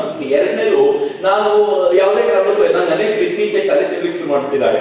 ಚಕ್ರವರ್ತಿ ಅದಾಗ್ಬಿಡ್ತಾರೆ, ಇದಾಗ್ಬಿಡ್ತಾರೆ. ನಾನು ಮೈಸೂರಿಗೆ ಬಂದ್ರೆ ನನಗೆ ಹೇಳ್ತಾರೆ ನೆಕ್ಸ್ಟ್ MP ಸೀಟ್ ಅಂದ್ರು. ಏನ್ ಅವಸ್ಥೆ ರೀ. ಚಿಕ್ಕಬಳ್ಳಾಪುರದವರು ಒಂದು ಜನ ಬಂದ್ರು, ಸರ್ ಶಾಶ್ವತ ನೀರಾವರಿ ಯೋಜನೆಗೆ ನೀವು ಸ್ವಲ್ಪ, ನಾನು ನೀರಿನ ಬಗ್ಗೆ ತುಂಬಾ ಕಾಳಜಿ ಇದೆ, ಒಳ್ಳೆ ಮಾಡ್ಬೇಕಪ್ಪ, ಆದ್ರೆ ದಯವಿಟ್ಟು ನನ್ನ ಫೋಟೋ ಹಾಕಬಾರ್ದು, ಹೆಸರಾಕ್ಬಾರ್ದು. ಯಾಕೆ ಸರ್ ಅಂದ್ರು, ಚಿಕ್ಕಬಳ್ಳಾಪುರ ಕ್ಷೇತ್ರದಲ್ಲಿ ನೀರು ಬಿಡ್ತಾರೆ, ಜನ ಮಾತಾಡ್ಕೊಳ್ತಾರಪ್ಪ, ದಯವಿಟ್ಟು ಬೇಡ ಅಂತ. ನನ್ಗೆ ಬೇಡ, ಯಾವ ಕ್ಷೇತ್ರ ಬೇಡ, ನನಗೆ ವಿವೇಕಾನಂದರ ಕ್ಷೇತ್ರ ಇದೆಯಲ್ಲ, ಇದಕ್ಕಿಂತಲೂ ಸುಂದರವಾದ ಕ್ಷೇತ್ರ ಈ ದೇಶದಲ್ಲಿ ಯಾವುದು ಕೊಡ್ಲಿಕ್ಕೆ ಸಾಧ್ಯವೇ ಇಲ್ಲ. ನಾನು ಈ ಕ್ಷೇತ್ರದಲ್ಲಿ ಜೀವನ ಕಳಿಬೇಕು ನಿಶ್ಚಯ ಮಾಡಿರುವಂತವ್ರು, ಇದೇ ಕ್ಷೇತ್ರದಲ್ಲಿ ಬದುಕಿರಬೇಕು ನಿಶ್ಚಯ ಮಾಡಿರೋರು. ಆದ್ರೆ ಆ ಕಾರಣಕ್ಕೋಸ್ಕರ ಹೇಳ್ತೀನಿ, ಇವತ್ತು ದೇಶದಲ್ಲಿ ಒಂದು ಬದಲಾವಣೆಯ ಸಂದರ್ಭ ಬಂದಿದೆಯಲ್ಲ, ಸಮರ್ಥವಾದ ಲೀಡರ್ ಬಂದಿದ್ದಾರಲ್ಲ, ಆ ಲೀಡರ್ ಒಂದಷ್ಟು ಯೋಜನೆಗಳನ್ನು ಕೊಡ್ತಾರಲ್ಲ, ಸುಂದರವಾದ ಯೋಜನೆಗಳು. ಆ ಯೋಜನೆಗಳನ್ನು ಜನರಿಗೆ ತಲುಪಿಸೋ ಕೆಲಸವನ್ನ ತರುಣರಾಗಿ ನಾವು ಮಾಡಬೇಕಾದಂತ ಅಗತ್ಯ ಇದೆ. ಈ ಯೋಚನೆ ನನ್ನ ಮನಸ್ಸು ತುಂಬಾ ಬರ್ತಿದೆ. ಇತ್ತೀಚೆಗೆ ನಾನು ತುಂಬಾ ಸಲ ಹೇಳ್ತಿರ್ತೀನಿ, ಸ್ವಚ್ಛ ಭಾರತ್ ಅಂತ ಯೋಜನೆ ಬಂತು. ನಾವೆಲ್ಲ ಏನ್ ಮಾಡಿದ್ವಿ ಗೊತ್ತಾ, ಹೊರಗೆ ಇಟ್ಕೊಂಡು ಕ್ಲೀನ್ ಮಾಡ್ತಿದ್ವಿ. ನಾನು ಬೆಂಗಳೂರಿನ ಹಿಂದಿನ ಮೇಯರ್ ಜೊತೆ ಮಾತನಾಡ್ತಿದ್ದವ್ರು ಹೇಳಿದ್ರು, ಸರ್ ಈ ಯೋಜನೆ ಬಹಳ ಹಿಂದೆ ತಗೊಂಡಿದೆ ಸರ್. ನಾನು ಕೇಳಿದ್ರೆ ಏನ್ ಮಾಡಿದ್ರಿ ಸರ್, ಮಾರ್ಕೆಟ್ ನ, ಬೆಂಗಳೂರಿನ ಮಾರ್ಕೆಟ್ ನ ಪ್ರತಿ ಸೋಮವಾರ ಕಾಲೇಜ್ ವಿದ್ಯಾರ್ಥಿಗಳು ತಗೊಂಡು ಕ್ಲೀನ್ ಮಾಡ್ತಿದ್ವಿ. ನಾನು ಕೇಳಿದ್ರೆ 2 ಸೋಮವಾರ ಮಾಡಿದ್ವಿ, 34 ಸೋಮವಾರಗಳು ಮಾಡಿದ್ವಿ. 37ನೇ ಸೋಮವಾರ ಯಾಕೆ ನಿಲ್ಲಿಸಿದ್ರಿ? ನಂದು ಮೇಯರ್ಗಿರಿ ಹೋಯ್ತು ಸರ್, ಆಮೇಲೆ ಮೇಯರ್ಗಿರಿ ಹೋಯ್ತು. ಆದ್ರೆ 36 ವಾರಗಳಲ್ಲಿ ನೀವೇ ಕ್ಲೀನ್ ಮಾಡಿದ್ರು, ಅವ್ರಿಗೆ ಕ್ಲೀನ್ ಮಾಡ್ಕೋಬೇಕು ಅಂತ ಹೇಳ್ಕೊಟ್ರು. ಅವ್ರು ಹೇಳಿದ್ರು ಅದನ್ನ ಹೇಳ್ಕೊಳ್ತಾ ಇದೆ. ಮಾರ್ಕೆಟ್ ಅವ್ರು ಏನ್ ಹೇಳ್ತಿದ್ರು ಅಂತ ಗೊತ್ತಾ, 36 ವಾರ ಕಳೆದ ಮೇಲೆ ಫೋನ್ ಮಾಡ್ಬಿಟ್ಟು ಏನ್ ಸರ್ ಇವತ್ತು ಯಾವ ಸ್ಟೂಡೆಂಟ್ ಬರಲಿಲ್ಲ, ಈ ಮಾರ್ಕೆಟ್ ಭಾರಿ ಅವರೆಲ್ಲ ಗಲೀಜ್ ಮಾಡೋದು, ಕ್ಲೀನ್ ಮಾಡ್ಲಿಕ್ಕೆ ಸ್ಟೂಡೆಂಟ್ಸ್ ಬರೋದು, ಇದು ಉದ್ದೇಶ ಅನ್ಕೊಂಡಿದ್ದೀರಿ. ಈ ದೇಶವನ್ನ ಕಟ್ಟಬೇಕಾದ್ರೆ ಯಾರೋ ಕ್ಲೀನ್ ಮಾಡ್ತಾರೆ ಅಂತಲ್ಲ, ಕ್ಲೀನ್ ಮಾಡೋ ನಾವು ಅಂತ ಯಾವಾಗ ಅನ್ಸುತ್ತಲ್ಲ ಅವತ್ತೇ ಕ್ಲೀನ್ ಆಗೋದು. ಕ್ಲೀನ್ ಮಾಡೋದು ಬಿಡಿ, ನಾವು ಇನ್ನೂ ಒಂದ್ ಹೆಜ್ಜೆ ಮುಂದೆ ಹೋಗಿ ಹೇಳ್ತೀನಿ, ನಾವು ಗಲೀಜು ಮಾಡಲ್ಲ ಅಂತ ಹೇಳ್ಕೊಡಿ, ಅಲ್ಲಿಗೆ ಪ್ರಾಬ್ಲಮ್ ಅರ್ಥ ಮಾಡೋದು. ಅದ್ರಲ್ಲಿ ಆಗದೇ ಇಲ್ಲ. ನಾವು ಕ್ಲೀನ್ ಮಾಡ್ಲಿಕ್ಕೆ ಯಾರೋ ಬರ್ಲಿಕ್ಕೋಸ್ಕರ ಕಾಯ್ತಿರ್ತೀವಲ್ಲ, ಆಟಿಟ್ಯೂಡ್ ಚೇಂಜ್ ಆಗಬೇಕು. ವಿವೇಕಾನಂದರು ಈ ದೇಶದಲ್ಲಿ ಪ್ರಯತ್ನ ಪಟ್ಟಿದೆ ಆಟಿಟ್ಯೂಡ್ ಚೇಂಜ್ ಇದೆ. ಅದಕ್ಕೆ ಸ್ವಾಮಿ ವಿವೇಕಾನಂದ ಈ ದೇಶಕ್ಕೆ ಬಂದು ಜ್ಞಾನಯೋಗ, ಕರ್ಮಯೋಗ, ಭಕ್ತಿ ಯೋಗ ಏನನ್ನೂ ಹೇಳ್ಕೊಡ್ಲೇ ಇಲ್ಲ. ಈ ದೇಶಕ್ಕೆ ಬಂದು ಜಾಡಿಸಿ ಒತ್ತು ಹೇಳಿದ್ರು. ಯಾರೋ ಕೇಳಿದ್ರು, ಸ್ವಾಮೀಜಿ ಅಮೆರಿಕಾದಲ್ಲೆಲ್ಲ ನೀವು ಸಮಾಧಿಗೆ ಹೋಗೋದು ಹೆಂಗೆ ಅಂತ ಹೇಳ್ಕೊಡ್ತೀರಿ, ಆದ್ರೆ ಭಾರತ ಬಂದು ಬರೀ ಬೈತಿದ್ದೀರಲ್ಲ ಅಂತಂದ್ರೆ ಸ್ವಾಮಿ ವಿವೇಕಾನಂದ ಹೇಳಿದ್ರು, ಅಮೆರಿಕ ಜನ ಅದಕ್ಕೆ ತಯಾರಾಗಿದ್ದಾರಪ್ಪ. ನಾನು ಸಮಾಧಿಗೆ ಹೋಗೋದು ಹೆಂಗೆ ಅಂತ ಹೇಳ್ಬಿಟ್ರೆ ಕೆಲವರಾದ್ರೂ ಸಮಾಧಿಗೆ ಇರ್ತಾರೆ, ಆದ್ರೆ ನೀವಿನ್ನೂ ಯಾವ ಸ್ಥಿತಿಯಲ್ಲಿ ಇದ್ದೀರಿ ಅಂದ್ರೆ, ಸ್ವಾಮೀಜಿ ಮಾತಿದ್ರು, ನೀವಿನ್ನೂ ಯಾವ ಸ್ಥಿತಿಯಲ್ಲಿ ಇದ್ದೀರಿ ಅಂತಂದ್ರೆ ಸಮಾಧಿ ಬಗ್ಗೆ ನಾನು ಹೇಳಿ, ನಾನು ವೇದಿಕೆ ಮೇಲೆ ಸಮಾಧಿಗೆ ಹೇಳಿದ್ರೆ ನೀವೆಲ್ಲ ನಿದ್ದೆ ಹೊಡೆದ್ಬಿಡ್ತೀರ ಬಂದ್ರು, ನೀವೆಲ್ಲ ಆ ಸ್ಥಿತಿಯಲ್ಲಿ ಇದ್ದೀರಿ ಅಂತ ಸ್ವಾಮೀಜಿ ಹೇಳ್ತಾರಲ್ಲ, ಏನು ಅದ್ಭುತವಾದ ಮಾತಾಗಿದೆ ಅಂತ ಯೋಚನೆ ಮಾಡಿ. ಒಂದು ಬದಲಾವಣೆ ಇಲ್ಲಿ ಬರಬೇಕು. ಈ ಬದಲಾವಣೆ ರಾಷ್ಟ್ರವನ್ನ ಕಟ್ಟುವಂತ ಬದಲಾವಣೆ. ಬಹಳ ದೂರ ಇಲ್ಲ ಹೆಚ್ಚಿನ ತರುಣ ಮಿತ್ರರೇ. ನನಗಂತೂ ಈ ರಾಜ್ಯದ ಯಾರಾದ್ರೂ ತರುಣರನ್ನು ಬೈದ್ರೆ ಮೈ ಉಳಿದೋಗುತ್ತೆ ನನಗೆ. ಈ ದೇಶದ ತರುಣರು ಸರಿ ಇಲ್ಲ ಅಂತಂದ್ರೆ ಅವರು ತರುಣರನ್ನು ನೋಡ್ಲೇ ಇಲ್ಲ ಅಂತ ಅರ್ಥ. ನಾನು ಈ ದೇಶದ ರಾಜ್ಯದ ಮೂಲೆಗಂತೂ ಹೋಗಿದ್ದೀನಿ. ಎಂತ ತರುಣರು ಪಡೆಯಿದೆ ಅಂತಂದ್ರೆ, ಪ್ರತಿ ಜಿಲ್ಲೆಯಲ್ಲೂ ವಿವೇಕಾನಂದರ ಚಿಂತನೆಗಳಿಗೆ ತಕ್ಕಂತೆ ನಡೆಯಬಲ್ಲ 50 ತರುಣರನ್ನ, ಮಿನಿಮಮ್ 50 ತರುಣರನ್ನ ನಾನು ಕರ್ಕೊಂಡು ಬರಬಲ್ಲೆ ಅಂತ ಸಾಮರ್ಥ್ಯ ಸ್ವಾಮಿಗೆ 100 ಜನ ಬೇಕು ಅಂತ ಇವತ್ತು ಕರ್ನಾಟಕ ಒಂದರಲ್ಲೇ ಆತರ 1,500 ತರುಣರನ್ನ, ಯಾವ್ದರದ್ದು ಅಂದ್ರೆ ಇಡೀ ಜೀವನವನ್ನ ರಾಷ್ಟ್ರಕ್ಕೋಸ್ಕರ ಕೊಟ್ಬಿಡ್ತೀವಿ ಅಂತ ಹೇಳುವಂತ 1,500 ತರುಣರನ್ನ ಕರೆದು ಗುಡ್ಡೆ ಹಾಕುವಂತ ತಾಕತ್ತು ನನ್ನಂತ ಸಾಮಾನ್ಯರಿಗಿದೆ ಅಂತಂದ್ರೆ ಯೋಚನೆ ಮಾಡಿ, ಈ ದೇಶದ ತರುಣರ ಬೆಂಕಿ ಹೆಂಗ್ ಉರಿತಾ ಇದೆ ಅಂತ. ಅದಕ್ಕೊಂದು ಲೀಡರ್ಶಿಪ್ ಬೇಕಿತ್ತು. ಲೀಡರ್ಶಿಪ್ ಸಿಕ್ತು, ಈಗ ಒಂದು ಐಡಿಯಾ ಸಿಕ್ತು, ಒಂದು ಐಡಿಯಾಲಜಿ ಸಿಕ್ತು. ಈ ಐಡಿಯಾಲಜಿಯಲ್ಲಿ ಹೆಜ್ಜೆ ಹಾಕುವಂತ ಅಗತ್ಯ ಮಾತ್ರ ನಮ್ಗೆ ನಿಮ್ಗೆ ಆಗಬೇಕಾಗಿದೆ. ನಾವಿವತ್ತು ಮಾಡಬೇಕಾಗಿರೋ ಕೆಲಸ ಅಷ್ಟೇ. ಇವತ್ತು ಬಂಡೆ ಮೇಲೆ ಸ್ವಾಮಿ ವಿವೇಕಾನಂದರು ಕೂತು ಯಾವ ಕನಸನ್ನ ಸಾಕಾರಗೊಳಿಸ್ಕೋಬೇಕು ಅಂತ ಪ್ರಯತ್ನ ಪಟ್ಟರು ಆ ಕೆಲಸದ ಹತ್ರ ಹೋಗ್ಬೇಕು. ಯಾರು ಹಿಸ್ಟ್ರಿಯನ್ನ ಮರಿತಾರೋ ಅವರು ಹೊಸ ಭವಿಷ್ಯವನ್ನ ಸೃಷ್ಟಿಸಲಾಗ ಅಂತ ಸ್ವಾಮಿ ವಿವೇಕಾನಂದ ಹೇಳೋರು. ನಾವು ಹಿಸ್ಟ್ರಿ ಮರ್ತೋಗ್ಬಿಟ್ಟಿದ್ದೀವಿ. ಬಾಲು ಸರ್ ಅದನ್ನು ನೆನಪಿಸ್ಕೊಟ್ರು. ನನಗೂ ಬಹಳ ಬಾರಿ ಸಂಕಟ ಆಗುತ್ತೆ. ವಿವೇಕಾನಂದರು ಇಲ್ಲಿಗೆ ಬಂದ್ರು, ಪುಣ್ಯವಂತರು ನೀವು. ವಿವೇಕಾನಂದರು ಬಂದ್ರು ಅಂತ ಹೇಳ್ಕೊಳ್ಳೋದೇ ಬಹಳ ಖುಷಿ. ತುಮಕೂರು ಹೋಗಿದ್ದಾಗ ತುಮಕೂರು ನೋಡ್ತೇವೆ ಹೇಳಿದ್ರು, ಸರ್ ವಿವೇಕಾನಂದರು ಗೋವಾದಿಂದ ಬೆಂಗಳೂರು ಹೋಗಿದ್ದಾರೆ ಅಂದ್ರೆ ತುಮಕೂರು ಮೇಲೆ ಹೋಗಿರ್ಬೇಕಲ್ವಾ? ನಾನಂದ್ರೆ ಹೌದಪ್ಪ ಅಂತ. ಸರ್ ಬಟ್ ಎಲ್ಲೂ ತುಮಕೂರು ಹೆಸರೇ ಇಲ್ವಾ ಸರ್? ಎಲ್ಲಾದ್ರೂ ಬಂದಿದ್ರೆ ಎಷ್ಟು ಚೆನ್ನಾಗಿರೋದು. ನಾವು ವಿವೇಕಾನಂದರು ಕೂತ ಜಾಗದಲ್ಲಿ ಏನಾದ್ರು ಮಾಡಿಟ್ಕೊಂಡಿರ್ತಿದ್ವಿ, ಏನ್ ಚಂದ ರೀ. ತುಮಕೂರಿನವ್ರು ಹೆಸರಿಲ್ಲ ಅಂತ ಹೊಟ್ಟೆ ಉಳಿದೆ. ಮೈಸೂರಿನವರು ಪುಣ್ಯವಂತರು. ಇಲ್ಲಿನ ಮಹಾರಾಜರಿಗೆ ಪತ್ರ ಕೂಡ ವಿವೇಕಾನಂದರು ಬರೆದಿದ್ದಾರೆ. ಅಂದ್ರೆ ವಿವೇಕಾನಂದರ ಸ್ಮಾರಕದ ವಿಚಾರ ಬಂದಾಗ ಒಂದು ರಾಜಕೀಯ ನಡೆಯುತ್ತೆ, ಯಾರು ಮಾತಾಡೋದಿಲ್ಲ. ನಂಗೆ ಗೊತ್ತು, ತರುಣರು ಬೀದಿಗೆ ಬರಬೇಕು, ವಯಸ್ಸಾದರೂ ಬೀದಿಗೆ ಬರ್ಲಿಕ್ಕೆ ಆಗಲ್ಲ. ಆದ್ರೆ ನಿಮ್ ಒಳಗೆ ಕುದಿಯೋ ಬೆಂಕಿ ಇದೆಯಲ್ಲ, ವಿವೇಕಾನಂದರಿಗೆ ಆಗುವ ಅವಮಾನ ಸಹಿಸ್ಕೊಳಕ್ಕಾಗಲ್ಲ ಅಂತ ಬೆಂಕಿ ಕುದಿಯುತ್ತಲ್ಲ, ಆ ಕುದಿಯೋ ಬೆಂಕಿ ಎದುರಿಗಿರುವವರ ಈಗೋವನ್ನು ಸುಟ್ಟು ಭಸ್ಮ ಮಾಡುತ್ತೆ. ವಿವೇಕಾನಂದರ ಸ್ಮಾರಕ ಅಲ್ಲಿ ಸ್ಥಾಪನೆ ಆಗುತ್ತೆ ಅಂತ. ಈ ಬೆಂಕಿಯು ಕುದಿಲಿಲ್ಲ ಅಂದ್ರೆ ಹೆಂಗೆ? ಈ ಬೆಂಕಿಯು ಕುದಿಲಿಲ್ಲ ಅಂತ ಹೆಂಗೆ? ನಾನು ಕಳಕಳಿಯಿಂದ ವಿನಂತಿಸ್ಕೊಳ್ತೀನಿ, ಈ ಸ್ಮಾರಕ ಏನು ನಿರ್ಮಾಣ ಆಗಬೇಕು, ಅದಕ್ಕೆ ಯಾವ ಸಂದರ್ಭದಲ್ಲಿ ಎಂಥ ರೀತಿಯ ಅಗತ್ಯವಾಗುವಂತ ಹೋರಾಟ ಬೇಕೋ, ಸಾತ್ವಿಕ ಹೋರಾಟಗಳಿಗೆ ಯುವ ಬ್ರಿಗೇಡ್ ಮೈಸೂರಿನಲ್ಲಿ ಸದಾ ಸಿದ್ಧ ಅನ್ನೋದನ್ನ ನಾನು ತುಂಬಾ ಹೆಮ್ಮೆಯಿಂದ ಹೇಳ್ಕೊಡ್ತೀನಿ. ಇದನ್ನು ಸ್ವಾಮೀಜಿಗೂ ಹಿಂದೆನೂ ಹೇಳಿದ್ವಿ. ನಾವು ಇಚ್ಛೆ ಪಡ್ತೀವಿ ಮುಂದಿನ ರಾಕ್ ಡೇ ಆಗೋದ್ರ ವೇಳೆಗೆ ಅದೊಂದು ಸ್ಮಾರಕ ನಿರ್ಮಾಣ ಆಗಿದ್ದು, ಮುಂದಿನ ರಾಕ್ ಡೇ ಆ ಸ್ಮಾರಕದಲ್ಲಿ ಆಚರಣೆ ಮಾಡೋಣ ಅನ್ನೋದನ್ನ ಇವತ್ತು ಸಂಕಲ್ಪ ಮಾಡಬೇಕು ಅಂತ ನಾನು ಎಲ್ಲರಿಗೂ ಇಚ್ಛೆ ಪಡ್ತೀನಿ. ನನಗೆ ಸಂಕಲ್ಪದ ಮೇಲೆ ಬಹಳ ವಿಶ್ವಾಸ ಇದೆ. ಈ ಸಂಕಲ್ಪಗಳು ಹೇಗಿರ್ತವೆ ಅಂತಂದ್ರೆ, ನಾವು ವಿವೇಕಾನಂದ ರಾಕ್ ಡೇ ಮಾಡಬೇಕು ಅಂತ ಸಂಕಲ್ಪ ಮಾಡಿದ್ವಿ. 55 ಕಡೆಗಳಲ್ಲಿ ರಾಕ್ ಡೇ ಇತ್ತು. 1000 ವಿವೇಕಾನಂದ ಮಾಡಬೇಕು ಅಂತ ಸಂಕಲ್ಪ ಮಾಡಿದ್ದೀವಿ. 1000 ವಿವೇಕಾನಂದ ಮಾಡಬೇಕು, 1000 ಕಡೆಗಳ ವಿವೇಕಾನಂದ ಕಾರ್ಯಕ್ರಮ ಒಂದೇ ದಿನ ಆಗಬೇಕು ಅಂತ ನಿಶ್ಚಯ ಮಾಡಿಕೊಂಡು ಬೆಂಗಳೂರಿನ ರಾಮಕೃಷ್ಣಾಶ್ರಮದ ಸ್ವಾಮೀಜಿ ಹತ್ರ ಮಾತಾಡ್ತಿದ್ದೆ. ಅವ್ರು ಹೇಳಿದ್ರು, ಈ ಬಾರಿ ವಿವೇಕಾನಂದ ಜಯಂತಿ ವಿಶೇಷ ಕಣ ಅಂತ. ನಾನು ಕೇಳಿದೆ, ಯಾಕೆ ಸ್ವಾಮೀಜಿ ಅಂತ. ಅವರಂದ್ರು, ಹಿಂದೂ ತಿಥಿ ಪ್ರಕಾರವೂ ಜನವರಿ 12, ಇಂಗ್ಲಿಷ್ ಕ್ಯಾಲೆಂಡರ್ ಪ್ರಕಾರವೂ ಜನವರಿ 12 ಬಂದಿರುವಂತ ಅಪೂರ್ವದ ದಿವಸ ಅಂತ. ನಾನು ಫುಲ್ ಆಗಿ ಒಂದ್ಸಲ ವಾ, ಸ್ವಾಮೀಜಿಯ ಕಲ್ಪನೆ ಎಷ್ಟು ಸುಂದರವಾಗಿದೆ ಅಂತ, ಸ್ವಾಮೀಜಿಯ ಕಲ್ಪನೆ ನಾವು ತಗೊಂಡಿರೋದು ಎಷ್ಟು ಸುಂದರವಾಗಿದೆ ಅಂತ. ಮಿತ್ರರೇ, ಈ ಸುಂದರ ಕಲ್ಪನೆಯನ್ನು ಸಾಕಾರಗೊಳಿಸಿಕೊಳ್ಳುವಂತ ದೊಡ್ಡ ಹೊಣೆಗಾರಿಕೆ ನಮ್ಮ ಮೇಲಿದೆ. ನಾವೆಲ್ಲರೂ ಕೈ ಜೋಡಿಸೋಣ, ವಿಶ್ವಗುರು ಭಾರತದ ಸಂಕಲ್ಪವನ್ನು ಮಾಡೋಣ. ನಾನು ಈ ಸಂಕಲ್ಪ ಮಾಡಬೇಕು ಅಂತ ನಿಶ್ಚಯ ಮಾಡಿ ಕಳೆದ 1.5-2 ತಿಂಗಳ ಹಿಂದೆ ಬೆಂಗಳೂರು ಓಡಾಡ್ತಿರ್ಬೇಕಾದ್ರೆ ಒಬ್ಬ ಸ್ವಾಮೀಜಿ ನನ್ನ ಕರೆದ್ರು. ನಾನು ಎಲ್ಲ ಕಡೆ ಹೇಳ್ತಿದ್ದೀನಿ, ನಿಮಗೂ ಆ ಸೀಕ್ರೆಟ್ ಒಂದು ನಿಮ್ ಜೊತೆ ಹಂಚ್ಕೋಬೇಕು. ನನ್ನ ಜೊತೆ ಆದಂತ ಬದುಕಿನ ಘಟನೆ. ಸ್ವಾಮೀಜಿ ಕರೆದು ಒಂದು ಮ್ಯಾಜಿಕ್ ನೋಡ್ತೀಯ ಅಂತ ಕೇಳಿದ್ರು. ನಾನೇನ್ ಮ್ಯಾಜಿಕ್ ಸ್ವಾಮೀಜಿ ಅಂದೆ. ಇಲ್ಲಿ ಯಾರೊಬ್ಬರು ಬಂದಿರೋದು ಮ್ಯಾಜಿಕ್ ತೋರಿಸ್ತಾರೆ ಬಾಯಿಲಿ ಅಂದ್ರು. ಒಂದು ವೈಟ್ ಶೀಟ್ ತರಿಸಿ ಅವ್ರ ಮುಂದೆ ಇಟ್ಟು, ಅವ್ರ ವೈಟ್ ಶೀಟ್ ಮಡಚಿ 2 ಸಲ ಎದುರುಗಡೆ ಇಟ್ಟು, ಒಂದು ನಿಂಬೆ ಹಣ್ಣಿನ ಮೇಲೆ ನನ್ನ ಹೆಸರು ಬರೆದು ಒಂದು ಪೆನ್ ಇಟ್ಟು ಅದ್ರ ಮೇಲೆ ಒಂದು ಪೇಪರ್ ಮುಚ್ಚಿದ್ರು. ನಿಂಗೆ ಏನ್ ಪ್ರಶ್ನೆ ಇದೆ ಕೇಳು, ಆ ಪ್ರಶ್ನೆಗೆ ಉತ್ತರ ಅಲ್ಲಿ ಬರುತ್ತೆ ಅಂತ. ಆಶ್ಚರ್ಯ ಅನ್ನಿಸ್ತು. ನಾನು ಅದಕ್ಕಿಂತ 8 ದಿನದ ಮುಂಚೆ ಪಾಲ್ ಬ್ರೆಂಟನ್ ಪುಸ್ತಕ, ಆತ ಬರೆದಿರೋ ಪುಸ್ತಕದಲ್ಲಿ ಈ ತರದ ಘಟನೆ ಓದಿದ್ದೆ. ಆತ್ಮಗಳನ್ನ ವಶಪಡಿಸ್ಕೊಂಡು ಈ ತರದ ಕೆಲಸ ಮಾಡಿಸ್ತಾರೆ ಅಂತ. ವಂಡರ್ಫುಲ್, ಬಹಳ ಚೆನ್ನಾಗಿದೆ ಅಂತ ಅನ್ಕೊಂಡೆ. ಪ್ರಶ್ನೆ ಕೇಳಲಿಕ್ಕೆ ಏನೂ ಇಲ್ಲ ಅನ್ನೋದು, ಇದೇ ಪ್ರಾಬ್ಲಮ್. ಏನ್ ಕೇಳೋದು ಪ್ರಶ್ನೆ? ನನಗೆ ಇದ್ದಿದ್ದು 2 ಪ್ರಶ್ನೆ. ಮೊದಲನೇ ಪ್ರಶ್ನೆ, ಭಾರತ ಯಾವಾಗ ಜಗದ್ಗುರು ಆಗುತ್ತೆ?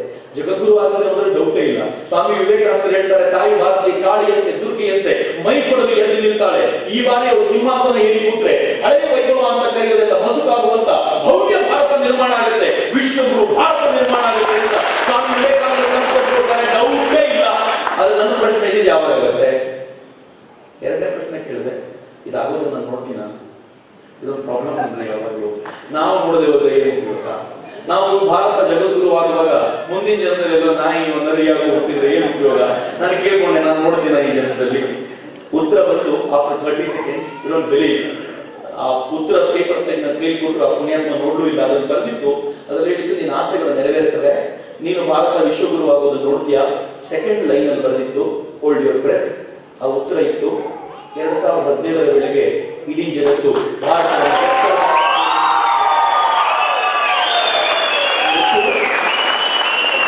ಕಪ್ಪಾಳೆ ಹೊಡಿತಿರಲ್ಲ, ಅವ್ರ ಸ್ವಾಮೀಜಿಯಿಂದ ಕೂಡ ಬರ್ತಿದ್ದೆ ನಾನು. ವಾ, ನಾನು 2020 ಅಂತಿದ್ದೆ, 3 ವರ್ಷ ಕೆಲಸ ಕಡಿಮೆ ಆಯ್ತಲ್ಲ ನಮ್ದು ಅಂತ. ಇನ್ನು 3 ವರ್ಷ ಕೆಲಸ ಮಾಡಬೇಕಾಗಿರೋದು. ಈ 3 ವರ್ಷ ಹೆಂಗ್ ಕೆಲಸ ಮಾಡಬೇಕು ಅಂದ್ರೆ ಡೇ ಬೈ ಡೇ ಲೆಕ್ಕ ಹಾಕೊಡಿ. 24/7 ಕೆಲಸ ಆಗಬೇಕು. ಈ ಒಂದು ಕೆಲಸವನ್ನ ನಿಶ್ಚಯಪೂರ್ವಕವಾಗಿ ನಾವು ಮಾಡ್ತೀವಿ ಅನ್ನೋದೇ ಆದ್ರೆ ಈ ರಾಷ್ಟ್ರವನ್ನ ಮಟ್ಟಕ್ಕೆ ತಗೊಂಡೋಗೋದು ನಿಲ್ಲಿಸೋದು ಕಷ್ಟ ಅಲ್ಲ. ನೆನ್ಪಿಟ್ಕೊಳ್ಳಿ, ಇಡೀ ದೇಶ ಓಡ್ಲಿಕ್ಕೆ ಶುರು ಮಾಡ್ತಿದೆ. ಓಡುವಾಗ ನಾವೇನಾದ್ರೂ ಹಿಂದೆ ನಿಂತ್ಕೊಂಡ್ಬಿಟ್ರೆ ಈ ರಾಷ್ಟ್ರ ಓಡೋಗಿ ಎಲ್ಲರೂ ನಿಂತ್ಕೊಳ್ಳುತ್ತಲ್ಲ. ನಾವು 100-150 ಕಿಲೋಮೀಟರ್ ಹಿಂದೆ ನಿಂತಿರ್ತೀವಿ. ನನ್ನ ಹೆಚ್ಚಿನ ಮಿತ್ರರೇ, ಹಿಂದೆ ನಿಲ್ಲಿಕ್ಕಲ್ಲ ನಾವು ಬಂದಿರೋದು. ಸಮಸಮವಾಗಿ ಮುಂದೆ ನಿಂತು ರಾಷ್ಟ್ರ ಕಟ್ಟುವಂತ ಒಂದು ಪ್ರಯತ್ನಕ್ಕೆ ಸಜ್ಜಾಗಿ ನಿಂತಿರೋದು. ಆ ಪ್ರಯತ್ನದಲ್ಲಿ ಒಟ್ಟಾಗೋಣ. ಈ ರಾಷ್ಟ್ರವನ್ನ ಜಗದ್ಗುರು ವಿಶ್ವಗುರು ರಾಷ್ಟ್ರವನ್ನಾಗಿ ನಿರ್ಮಿಸುವಂತ ಒಂದು ಸಂಕಲ್ಪ ಮಾಡೋಣ. ಈ ಸಂಕಲ್ಪಕ್ಕೆ ನೀವೆಲ್ಲರೂ ಬದ್ಧರಾಗಿದ್ದೀರಿ ಅನ್ನೋದಾದ್ರೆ ನಾನೊಂದು ಸಂಕಲ್ಪವನ್ನು ಬೋಧಿಸ್ತೀನಿ. ಎಲ್ಲರೂ ನನ್ನ ಜೊತೆ ಹೇಳ್ಬೋದಾ? ಎಲ್ಲರೂ ಹೇಳ್ಬೋದಾ? ಈ ಸಂಕಲ್ಪದ ಬೋಧನೆ ತುಂಬಾ ವಿಶಿಷ್ಟವಾಗಿರುತ್ತೆ. ನಾನು ಈ ಸಂಕಲ್ಪವನ್ನು ಮೊದಲು ಓದ್ಬಿಡ್ತೀನಿ, ಆಮೇಲೆ ನಮ್ಗೆ ಗೊತ್ತಿರಲಿಲ್ಲ ಏನೋ ಸಂಕಲ್ಪ ಮಾಡಿಸ್ಬಿಡ್ತೀನಿ, ನೀವು ಹೇಳೋದು. ನಾನು ಓದ್ಬಿಡ್ತೀನಿ. ಇದರಲ್ಲಿ ಯಾವ ಸೆಂಟೆನ್ಸ್ ನಮ್ಗೆ ಮಾಡ್ಲಿಕ್ಕಾಗಲ್ಲ ಅಂತ ನಿಮ್ಗೆ ಅನ್ಸುತ್ತೋ ಆ ಸೆಂಟೆನ್ಸ್ ಗುರ್ತಿಟ್ಕೊಂಡು ನೀವು ಹೇಳ್ಬೇಡಿ. ಎಲ್ಲ ಹೇಳ್ಬೇಕು ನನ್ನ ಅಪೇಕ್ಷೆ ಇಲ್ಲ. ಯೂಶಲಿ ಎಲ್ಲ ಸಂಕಲ್ಪ ಏನ್ ಮಾಡ್ಬಿಡ್ತಾರೋ ಹೇಳ್ತಾ ಹೋಗ್ತಾರೆ. ನಾವು ಹೇಳ್ಬಿಟ್ಟಿರ್ತೀವಿ, ನಮ್ಗೆ ಆಮೇಲೆ ಗೊತ್ತಾಗತ್ತೆ ನಾನು ಹೇಳಬೇಕಾಗುತ್ತೆ ಹಂಗಲ್ಲ ಅಂತ. ನಾನು ಓದ್ತೀನಿ, ಹೇಳ್ಲಿಕ್ಕಾಗಲ್ಲ ಅಂದ್ರೆ ಮಾಡ್ಲಿಕ್ಕಾಗಲ್ಲ ಅಂದ್ರೆ ದಯವಿಟ್ಟು ಹೇಳೋದು ಬೇಡ. ಯಾರಿಗೆ ಮಾಡ್ಲಿಕ್ಕಾಗುತ್ತೋ ಅವ್ರು ಮಾಡ್ಬೇಕು. ಮತ್ತೆ 2ನೇದು, ಈ ಸಂಕಲ್ಪ ಕೈ ಮುಂದಿಟ್ಟಲ್ಲ, ಈ ಸಂಕಲ್ಪ ಕೈ ಮುಗಿದು ತಗೊಳ್ಳುವಂಥದ್ದು. ಈ ಸಂಕಲ್ಪವನ್ನ ಭಾವಿಸೋದು, ಕಣ್ಣು ಮುಚ್ಚಿ ಈ ಸಂಕಲ್ಪವನ್ನು ಕೇಳಬೇಕು, ಕಣ್ಣು ಮುಚ್ಚಿ ಈ ಸಂಕಲ್ಪ ತಗೊಳ್ಬೇಕು. ಈ ಸಂಕಲ್ಪ ತಗೊಳ್ಳುವಾಗ ಆ ಭಾವನೆ ಮೈ ತುಂಬಾ ಹರಿದಾಡಬೇಕು. ನಮ್ಮ ನೆತ್ತರುಗಳೆಲ್ಲ ಆ ಭಾವನೆ ಹರಿದಾಡುವಂತ ಭಾವ ಬರಬೇಕು. ಈ ಕಾರಣಕ್ಕೋಸ್ಕರ ಈ ಸಂಕಲ್ಪ ನಾನು ಒಂದ್ಸಲ ಓದ್ತೀನಿ, ಕೇಳ್ಬೇಡಿ. ನಮ್ಮ ಕಾಲದ ಋಷಿ ಸ್ವಾಮಿ ವಿವೇಕಾನಂದರು ಕಂಡ ಕನಸು ಭಾರತವನ್ನು ವಿಶ್ವಗುರು ಮಾಡುವುದೇ ಆಗಿತ್ತು. ಈ ಕನಸಿಗೆ ಒಂದು ಮೂರ್ತ ರೂಪ ಕೊಡಲು ಅವರಿಗೆ ಪ್ರೇರಣೆ ಕೊಟ್ಟ ಇಂದಿನ ದಿವಸ ನಾನು ಕೂಡ ಅದೇ ಸಂಕಲ್ಪ ಮಾಡುತ್ತಿದ್ದೇನೆ. ಭಾರತವನ್ನು ಮರಳಿ ಪುರಾತನ ವೈಭವಕ್ಕೆ ಕೊಂಡೊಯ್ಯುವಲ್ಲಿ ಶ್ರಮಿಸುತ್ತೇನೆ. ಜಗತ್ತು ನನ್ನ ದೇಶಕ್ಕೆ ನತಮಸ್ತಕವಾಗುವಂತಹ ವ್ಯವಹಾರಗಳನ್ನು ಮಾತ್ರ ಮಾಡುತ್ತೇನೆ. ನನ್ನಿಂದ ರಾಷ್ಟ್ರಕ್ಕೆ ಅವಮಾನವಾಗದಂತೆ ಸದಾ ಪ್ರಯತ್ನಶೀಲನಾಗಿರುತ್ತೇನೆ. ಒಟ್ಟಾರೆ ಭಾರತವನ್ನು ವಿಶ್ವಗುರುವಾಗಿಸುವಲ್ಲಿ ನನ್ನ ಜೀವನವನ್ನೇ ಮುಡಿಪಾಗಿರುತ್ತೇನೆ. ನಾನು ಓದಿದ್ದೀನಿ, ನಾನು ಹೇಳಿದ್ರೆ ಸಂಕಲ್ಪ ಬೋಧಿಸ್ತಾ ಇಲ್ಲ. ಇವಾಗ ಎಲ್ಲರೂ ಕೇಳಿದ್ದೀರಿ, ದಯಮಾಡಿ ರಿಕ್ವೆಸ್ಟ್ ಮಾಡ್ಕೊಳ್ತೀನಿ, ಕಣ್ಣು ಮುಚ್ಚೋಣ, ಕೈ ಮುಕ್ಕೊಂಡು ಕೂತ್ಕೊಳ್ಳೋಣ. ನಾನು ಈ ಸಂಕಲ್ಪವನ್ನು ಹೇಳ್ಕೊಡ್ತೇನೆ, ದಯವಿಟ್ಟು ನನ್ನ ಜೊತೆ ಪುನರುಚ್ಚರಿಸಿ ಒಂದ್ಸಲ. ನಮ್ಮ ಕಾಲದ ಋಷಿ ಸ್ವಾಮಿ ವಿವೇಕಾನಂದರು ಕಂಡ ಕನಸು ಭಾರತವನ್ನು ವಿಶ್ವಗುರು ಮಾಡುವುದೇ ಆಗಿತ್ತು. ಈ ಕನಸಿಗೆ ಒಂದು ಮೂರ್ತ ರೂಪ ಕೊಡಲು ಅವರಿಗೆ ಪ್ರೇರಣೆ ಕೊಟ್ಟ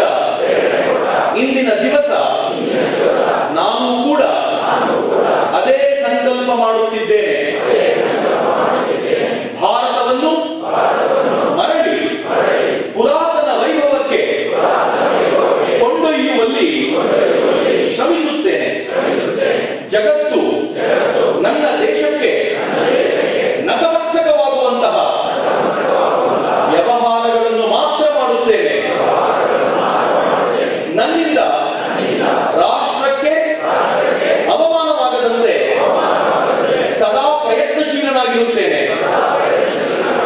ಒಟ್ಟಾರೆ ಭಾರತವನ್ನು ವಿಶ್ವಗುರುವಾಗಿಸುವಲ್ಲಿ ನನ್ನ ಜೀವನವನ್ನೇ ಮುಡಿಪಾಗಿಡುತ್ತೇನೆ. ಭಾರತ್ ಮಾತಾ ಕಿ, ಭಾರತ್ ಮಾತಾ ಕಿ. ನನ್ನ ಹೆಚ್ಚಿನ ಮಿತ್ರರೇ, ನಾವೆಲ್ಲ ಸೇರಿ ಮೈಸೂರಲ್ಲಿ ತೆಗೆದುಕೊಂಡ್ರು ಈ ಸಂಕಲ್ಪ ಇಡೀ ಭಾರತಕ್ಕೆ ಒಂದು ಶಕ್ತಿ ಸ್ಫೂರ್ತಿಯನ್ನು ಕೊಡುವಂತಾಗಲಿ. ಇವತ್ತು ಹೇಮಚಂದ್ರನ ಪುಸ್ತಕ ಬಿಡುಗಡೆಯಾಗಿದೆ. ಬರೆದಿರುವಂತ ಆ ತರುಣ ಮಿತ್ರನಿಗೆ ನಾನು ವಿಶೇಷವಾದ ಅಭಿನಂದನೆಗಳನ್ನು ಸಲ್ಲಿಸ್ತೀನಿ. ಅವನ ಮೊದಲನೇ ಕೃತಿ ಚೊಚ್ಚಲ ಕೃತಿ, ಈ ತರದ ಕೃತಿ ಬರೆಯುವಂತ ಅನೇಕ ಅವಕಾಶಗಳು ಅವನಿಗೆ ಸಿಗಲಿ, ರಾಷ್ಟ್ರ ಜಾಗೃತಿಯ ಪ್ರೇರಣೆ ಕೊಡುವಂತ ಕೆಲಸ ಅವನಿಂದಾಗಲಿ ಅಂತ ನಾನು ಅತ್ಯಂತ ಕಳಕಳಿಯಿಂದ ಹಾರೈಸ್ತಾ, ನೆಚ್ಚಿನ ಮಿತ್ರರೇ, ಒಂದ್ಸಲ ಭಾರತ ಮಾತೆಗೆ ಜೈಕಾರ ಹಾಕೋಣ. ಆ ಜೈಕಾರ ಉಚ್ಚ ಕಂಠದಲ್ಲಿರಲಿ. ವಿವೇಕಾನಂದರಿಗೆ ಖುಷಿ ಕೊಡುವಂತ, ವಿವೇಕಾನಂದರು ಬಂಡೆ ಮೇಲೆ ಕೂತು ಹಾಕಿದಂತ ಜೈಕಾರ ಅದು. ಒಂದ್ಸಲ ನನ್ನ ಜೊತೆ ಭಾರತ್ ಮಾತಾ ಕಿ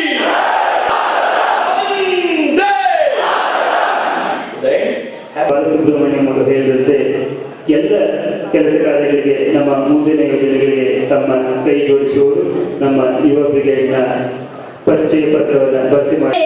ಮಾತರಂ ವಂದೇ ಮಾತರಂ ಸುಜಲಾಂ ಸುಫಲಾಂ ಸುಜಲಾಂ ಸುಫಲಾಂ ಮಲಯಜ ಶೀತಲಾಂ ಸಸ್ಯ ಶ್ಯಾಮಲಂ ಮಾತರಂ ವಂದೇ ಮಾತರಂ ವಂದೇ ಮಾತರಂ ಶುಭ್ರಜ್ಯೋತ್ಸ್ನಾಂ ಪುಲಕಿತಯಾಮಿನೀಂ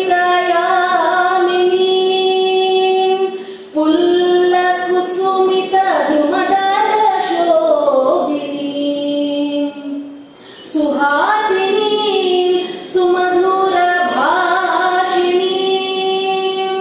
ಸುಖದಾಂ ವರದಾಂ ಮಾತರಂ ವಂದೇ ಮಾತರಂ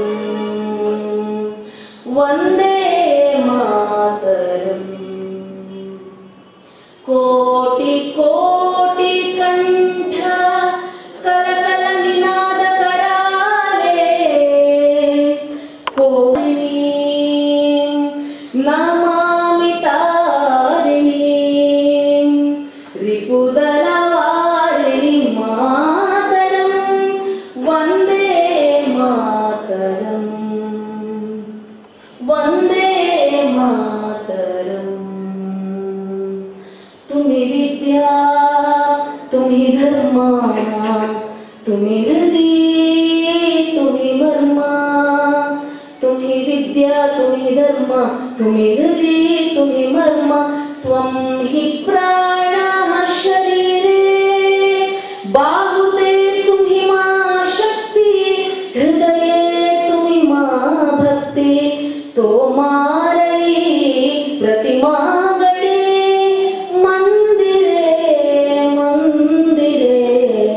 ವಂದೇ ಮಾತರಂ ವಂದೇ ಮಾತರಂ ತ್ವಂ ಹಿ ದುರ್ಗಾ ದಶ ಪ್ರಹರಣಧಾರಿಣೀ ಕಮಲಾ ಕಮಲದಲ ವಿಹಾರಿಣೀ ವಾಣೀ ವಿದ್ಯಾದಾಯಿನೀ ನಮಾಮಿ ತ್ವಾಂ ನಮಾಮಿ ಕಮಲಾಂ ಅಮಲಾಂ ಅತುಲಾಂ ಸುಜಲಾಂ ಸುಫಲಾಂ ಮಾತರಂ ವಂದೇ ಮಾತರಂ ವಂದೇ ಮಾತರಂ ಶ್ಯಾಮಲಾಂ ಸರಳಾಂ ಸುಷ್ಮಿತಾಂ ಭೂಷಿತಾಂ ಶ್ಯಾಮಲಾಂ ಸರಳಾಂ ಸುಷ್ಮಿತಾಂ ಭೂಷಿತಂ ಧರಣೀಂ ಭರಣೀಂ ಮಾತರಂ ವಂದೇ ಮಾತರಂ ವಂದೇ ಮಾತರಂ ವಂದೇ ಮಾತರಂ ವಂದೇ ಮಾತರಂ